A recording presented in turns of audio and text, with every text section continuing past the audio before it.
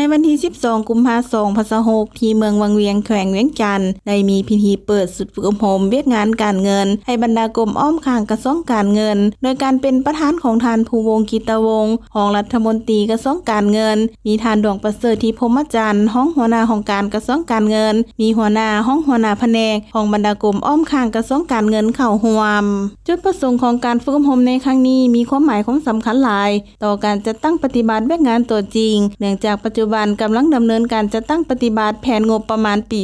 2026 และเป็นเครื่องมือสำคัญที่ช่วยในการคุ้มครองและรับรายจ่ายงบประมาณแห่งรัฐให้มีความถูกต้องโปร่งใสและทันเวลาฉะนั้นสุดฝึกอบรมในครั้งนี้แม้นจะได้ฝึกอบรมบรรดานิติกรรมต่างๆที่นำใช้เข้าในการจัดตั้งปฏิบัติเกี่ยวกับเวียกงานการเงินองค์การดังกล่าวท่านภูวงศ์กิตวงศ์รองรัฐมนตรีกระทรวงการเงินได้กล่าวย่อสมเสยต่อสุดฝึกอบรมในครั้งนี้แต่เนื่องจากระยะฝึกอบรมจำกัดบรรดาท่านจงพร้อมใจกันเป็นเจ้าการยกสูงความรับผิดชอบในการปฏิบัติโมงเวลาเอาใจใส่รับฟังและตั้งคำถามต่อนักวิทยากรเพื่อให้เข้าใจอย่างลึกซึ้งสามารถนำไปจัดตั้งปฏิบัติตัวจริงให้ถูกต้องและเชื่อมั่นว่าบรรดาท่านทุกภาคส่วนที่เข้าร่วมจะปฏิบัติหน้าที่เวียกงานของตนโดยความรับผิดชอบสูงและภายหลังสำเร็จการฝึกอบรมในครั้งนี้จะนำเอาเนื้อในบทเรียนดังกล่าวไปพันขยายเข้าในเวียกงานตัวจริงให้ได้รับผลสำเร็จสูงสุดสุดฝึกอบรมครั้งนี้จะได้รับฟังการนำเสนอแนะนำบรรดาเอกสารซึ่งประกอบมี4หัวข้อสำคัญคือเสนอผ่านดำราดว่าด้วยการประหยัดและต้านการฟุ่มเฟือยฉบับเลขที่